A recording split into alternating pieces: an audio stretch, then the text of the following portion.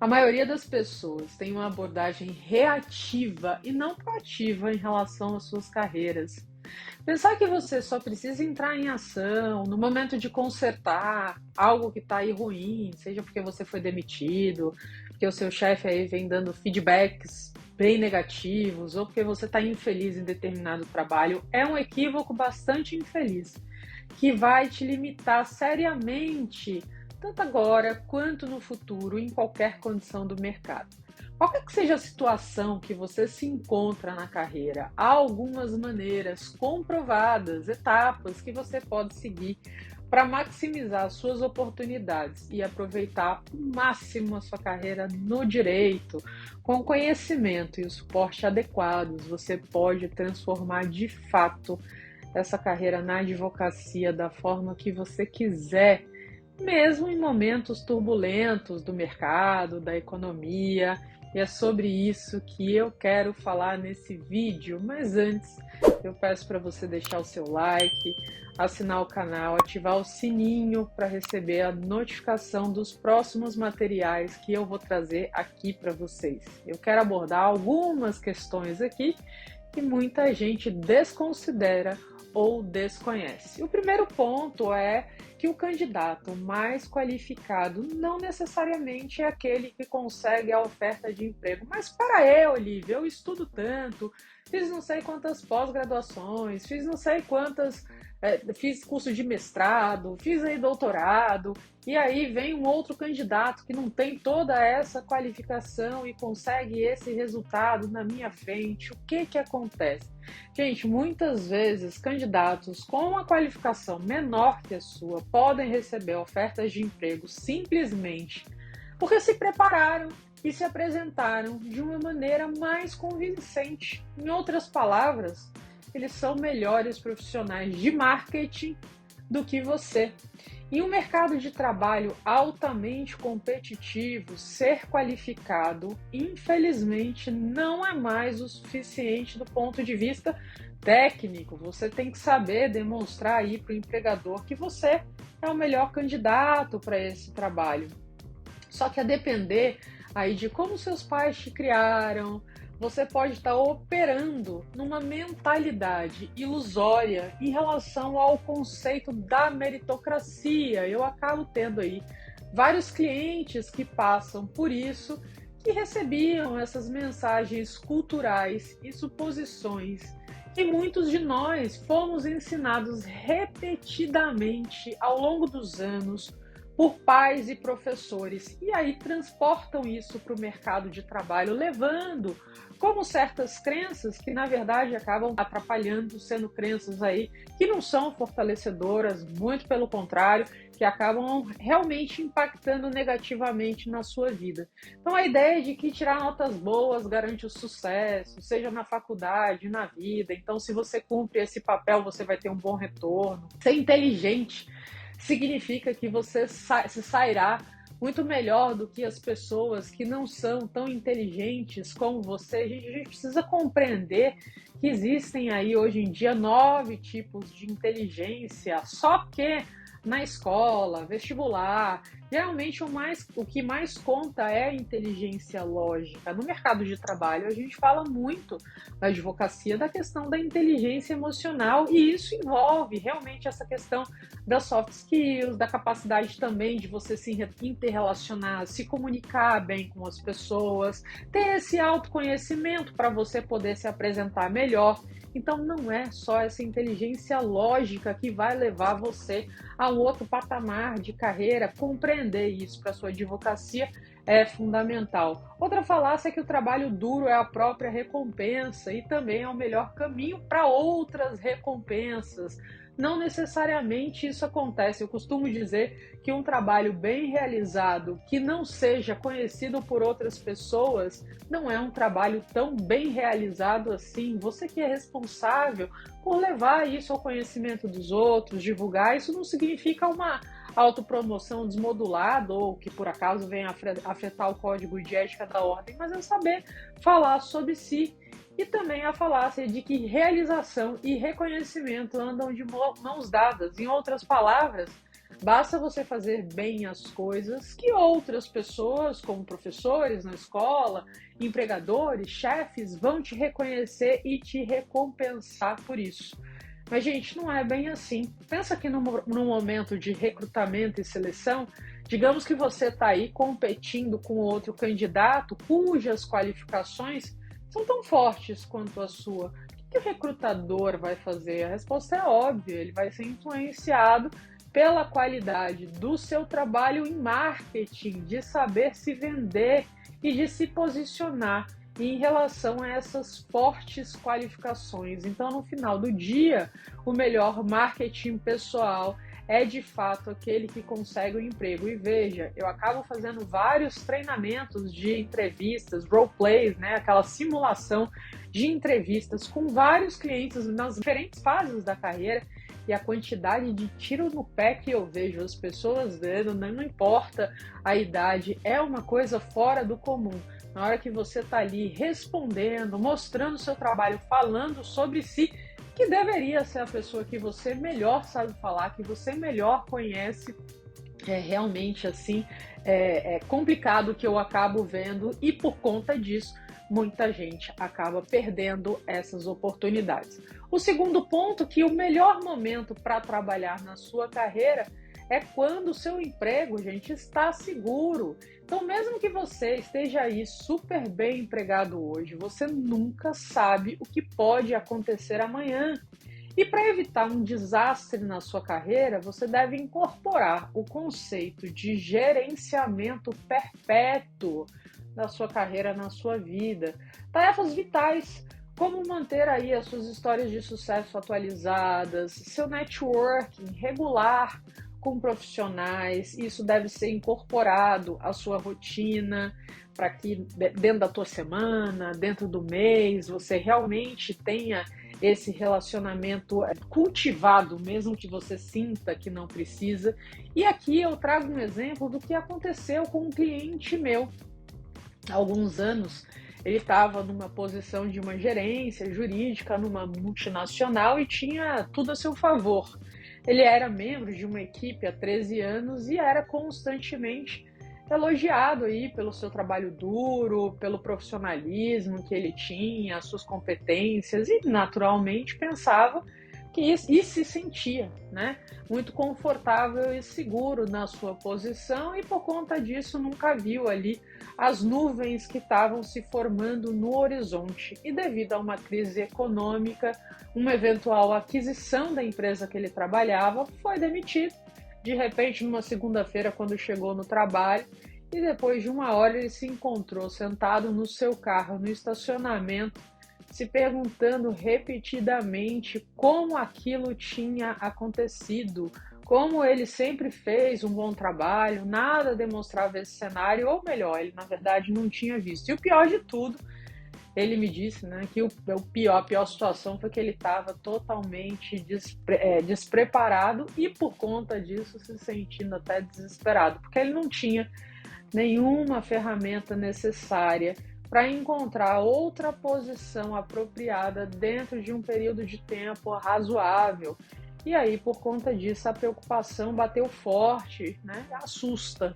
Mais tarde, ele me disse que a parte mais difícil da sua situação foi realmente se sentir completamente impotente naquele momento. Então, como eu disse anteriormente, em vez de se concentrar todas as suas energias no trabalho atual, você deve se concentrar em gerenciar a sua carreira o tempo todo, independentemente do momento da economia, do mercado, da forma como tudo isso esteja caminhando.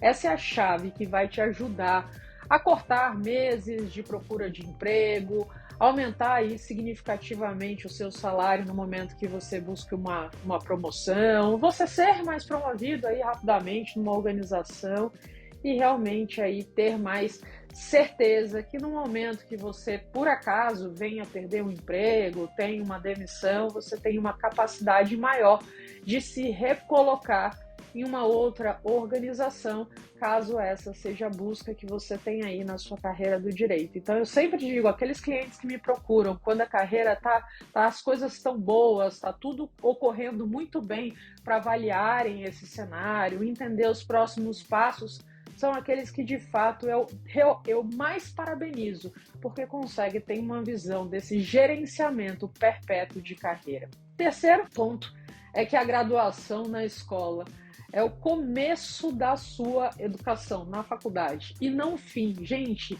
em tempos econômicos bons ou ruins, você deve estar sempre procurando maneiras de avançar no seu conhecimento, qualificação profissionais, participar de seminários, consumir conteúdos importantes. Aliás, esse é um aspecto que a gente precisa ter uma melhor noção no dia de hoje. Muito conteúdo é ofertado o tempo inteiro, conteúdos ruins que realmente não agregam valor para a gente e, por outro lado, conteúdos muito bons. A gente precisa ter essa maior maturidade de lidar com isso, enfim, deixar de seguir algumas pessoas, coisas desse tipo, para que a gente possa se ajudar, buscar certificações e assim por diante. Essas atividades, gente, devem fazer parte do seu processo de desenvolvimento contínuo, é o famoso lifelong learning. O aprendizado contínuo durante toda a vida. É imperativo que cada profissional permaneça atualizado no seu campo, no segmento que atua, mesmo na área da advocacia ou setor de mercado. Nenhuma empresa ou cliente, naturalmente, vai querer contratar uma pessoa cuja base de conhecimento está desatualizada. Afinal, pensa aí comigo, em 1.300.000, mais de 1.300.000, mais de 1.400.000, na verdade, advogados. Quem gostaria de trabalhar com alguém assim, que não atualiza o seu conhecimento e as suas habilidades continuamente? Bom, se você não busca por isso, acaba sendo um risco que você pode correr como profissional. O maior investimento que você pode fazer em si mesmo e construir continuamente essas suas credenciais te tornará mais atraente e comercializável dentro do mercado, tanto dentro como fora da sua organização. E além disso, gente, na advocacia, o maior ativo que você tem para vender é o seu conhecimento e os seus recursos intelectuais. Em relação ao mercado, em momentos tenebrosos, como de pandemia que a gente passou, com um monte de ameaças que a gente tem aí de recessão, essa demanda por pessoas que podem pensar estrategicamente, entregar resultados, aumenta e não diminui. Tenha sempre isso na sua cabeça. Quarto ponto é que a primeira oferta de um empregador nunca é a melhor oferta. Veja, quando você vai buscar um emprego, os empregadores esperam que você tenha feito aí uma pesquisa salarial e esperam ter negociações dinâmicas com você. Na verdade, muitas vezes, a depender da organização, claro que você vai, mas a grande realidade é que você tem espaço para negociar. Você pode ficar tentado a pensar que qualquer oferta de emprego é a melhor que você pode receber, mas pode estar aí absolutamente errado e até se desvalorizando. Os empregadores geralmente começam com uma oferta de salário mais baixo, como teste, para ver como que você vai reagir, e quase sempre aí tem um espaço para melhorar esse aspecto, mesmo que seja nos benefícios aí, essas compensações que você pode receber do que aqui te foi feita inicialmente. De certa forma, a negociação de salário é um jogo com o seu próprio conjunto de regras e diretrizes. Então, se você não negociar mais, garanto que vai estar deixando algum dinheiro aí em cima da mesa.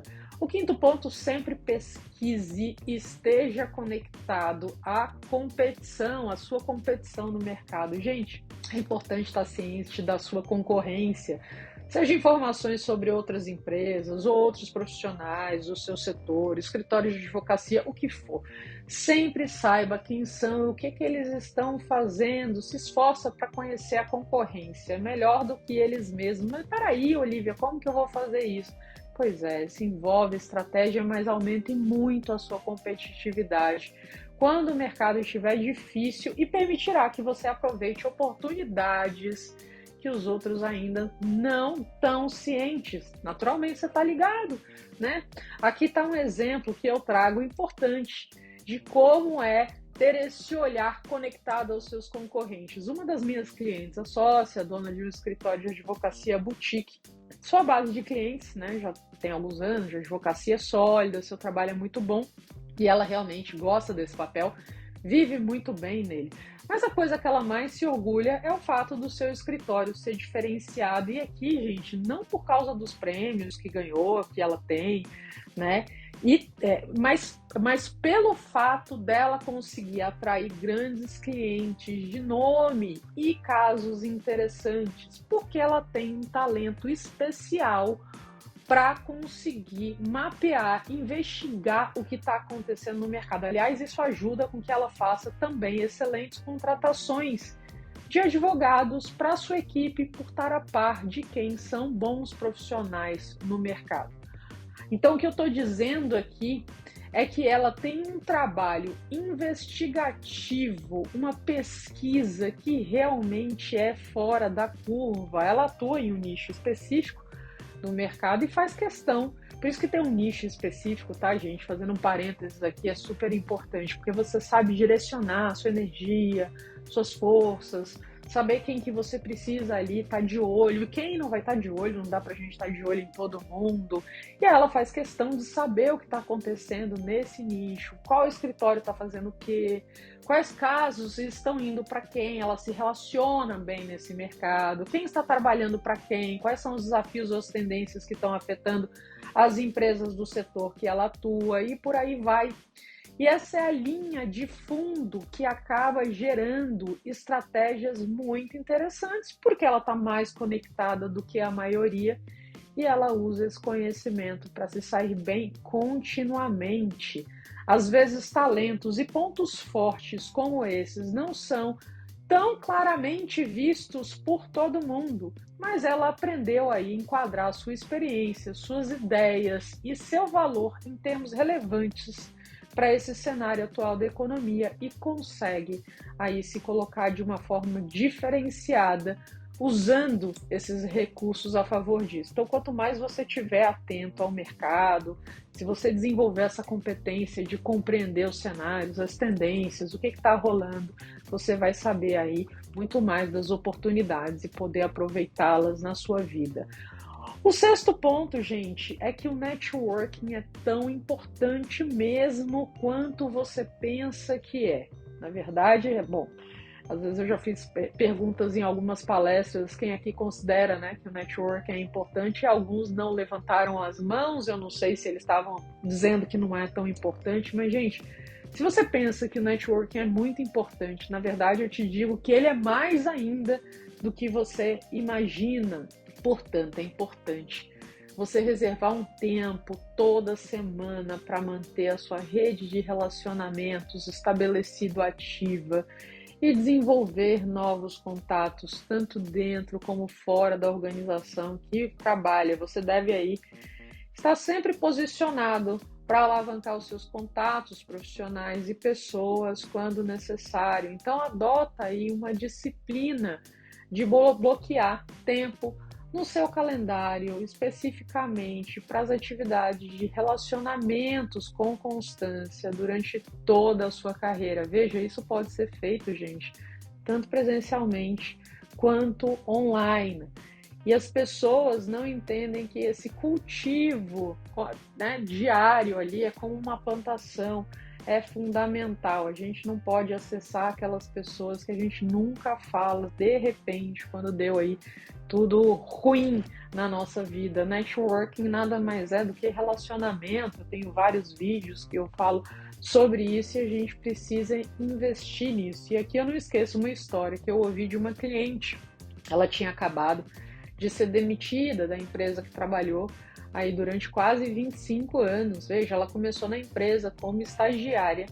E aí, nesse mesmo dia que ela começou, um outro advogado, quer dizer, um outro estagiário à época, começou na empresa ao mesmo tempo e no mesmo cargo ali. E aí eles descobriram que tinha a mesma idade, que as suas origens eram bem semelhantes em termos de educação, interesses, história familiar e assim por diante. Só que essa minha cliente e esse outro advogado trabalharam juntos nos primeiros 2 anos e tal, quando de repente ele foi transferido já para um outro departamento e um nível superior ao dela. Tinha essa possibilidade de, né, mover internamente aí, e ele aproveitou isso e já foi para um nível superior. Ela não viu muito tempo, né, depois, muito mais depois disso, mas ocasionalmente eu escutava aí como ele estava se desenvolvendo bem dentro da organização. Bons anos se passaram até que ela foi demitida e me procurou pelo LinkedIn falando que estava precisando de ajuda profissional. E a propósito, ela acabou me dizendo que esse advogado que começou na empresa com ela se tornou, e na realidade ainda é, o presidente, o CEO dessa organização. E na época da sua demissão, por outro lado, ela tinha chegado aí à coordenação jurídica e tinha estagnado por ali. Quando eu perguntei o que ela via de diferença, né, entre os dois, entre ela e ele, e ela não me trouxe uma questão de machismo, que a gente sabe que isso às vezes pode acontecer no mercado, mas ela acabou respondendo, sem hesitar, que ele sempre foi um mestre em fazer relacionamentos. Já ela se colocava numa posição muito escondidinha atrás da mesa, realmente só fazendo o trabalho dela, acreditando que era o suficiente para que os outros vissem e fizesse crescer. Gente, esse é um aspecto que eu pego várias vezes no mercado, como eu falei antes, né? O mito do trabalho que fala por si mesmo, quando na realidade eu preciso ter essa capacidade de mostrar para as pessoas, de buscar, né, ter a segurança de que elas estão conhecendo, o que eu estou entregando e tal, e não só esperar que os outros estejam ali de olho em mim, vendo que eu estou fazendo de uma forma como se fosse a natural. Cada pessoa está ali preocupada com a sua vida e, na verdade, nem sempre tem tempo de ter esse olhar. Cabe a mim mostrar esse trabalho. Então, essa história acaba mostrando, sem sombra de dúvidas, o quanto é importante você fazer um networking em bons e maus momentos, colocar e fazer bons relacionamentos na sua vida. E por fim, o 7º ponto. Se você não está gerenciando a sua carreira, ninguém está. E aqui eu te faço uma pergunta. Quem é responsável por gerenciar a sua carreira? É o seu chefe? É o RH da sua organização, se tiver um nela? É o seu coaching ou mentor jurídico? É um recrutador aleatório? Ou nenhuma dessas opções anteriores? Bom, num passado longínquo, aquela coisa Star Wars, há anos e anos atrás, no passado bem longínquo, talvez qualquer combinação dessas teria sido a resposta correta. Mas, gente, na economia de hoje, a resposta é claramente nenhuma das opções anteriores. Não importa que o seu departamento de recursos humanos, do escritório, da empresa que você trabalha, fale sobre o planejamento de carreira, sobre o desenvolvimento de liderança. Não importa aí se você tem ótimos relacionamentos com empresas de recrutamento, que até talvez com alguma daquelas que te colocou aí na sua posição atual. Agora lembre-se, né? Lembre-se sempre que os recrutadores trabalham para os empregadores e não para você. Né? Não importa se você está trabalhando aí com o melhor coaching jurídico, não importa se o seu chefe ama tudo que você está fazendo e tem grandes planos para você.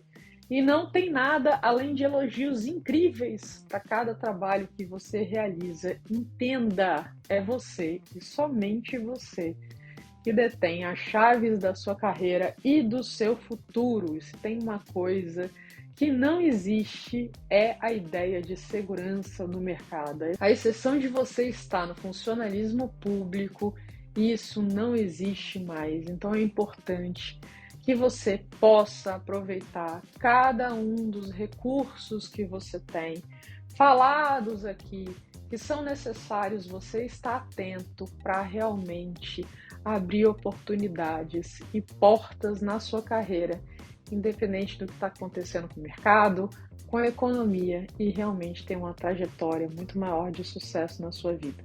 Espero que esses pontos tenham te ajudado. Espero que você possa aplicar tudo isso na sua vida, ampliar esse cenário, essa visão de cenário, e deixa aqui um comentário que você queira dividir sobre essas questões. De repente você já viveu algo que queira compartilhar. Eu vou ficar bem feliz em saber. Um abraço.